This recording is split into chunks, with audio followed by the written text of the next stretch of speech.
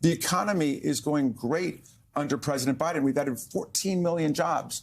It's been 4% inflation or less for 23 months now. And so why do they want to try to wreck the economy? I don't get it. Okay, we need an economist. We got one. His name is Stephen Moore, and he's with us now. All right, Steve. Inflation has moderated recently, but voters don't seem to agree with him, do they?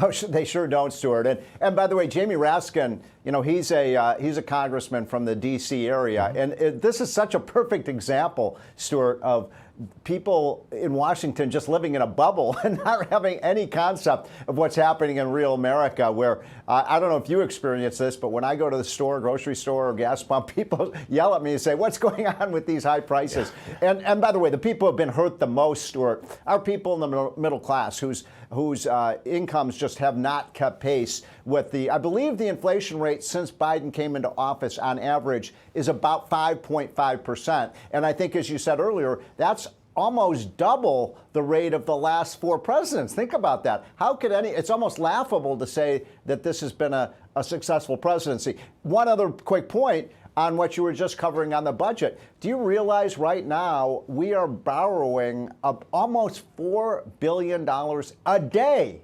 A day. And they're considering this a success. So, yes, we do have to do something about this out of control spending. I call Biden a psychopathic spender because he has proposed virtually zero spending cuts as he's borrowing nearly $2 trillion a year. Extraordinary. The Iowa caucuses are today, of course. I suspect that the most important issue in that state is farming. What say you on that? Mm-hmm. Well, I think farming but what we just were talking about, inflation and just the general state of the economy. And even, by the way, I was on Iowa with Donald Trump, about a month and a half ago. And people in Iowa were talking about the border because, every state is now a border state now, and they're getting illegal immigrants in Iowa. So I think all these issues. And I'll tell you, from my visit to Iowa, people aren't feeling the love. There's a bit of anger and even rage about what's happening in this country. When you have 70% of Americans saying the economy's headed in the wrong direction, people in almost every state are feeling that squeeze. Is ethanol an issue in Iowa?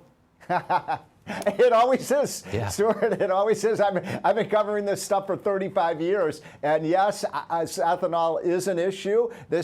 Although, Stuart, I may be wrong about this, but I do not think Iowa is the #1 corn producing state. I was told my home state of Illinois is, but look, corn is a major part of their economy, and they do want ethanol. And I have to tell you, I think all the candidates on the Republican side are in favor of ethanol, but don't quote me on that. I'm not sure what DeSantis has been saying about ethanol, but those who come and attack ethanol, they oftentimes don't survive politically. Right. But look, I'm against it. I don't like any subsidies to energy. I think we should let the free market work in energy. Yeah.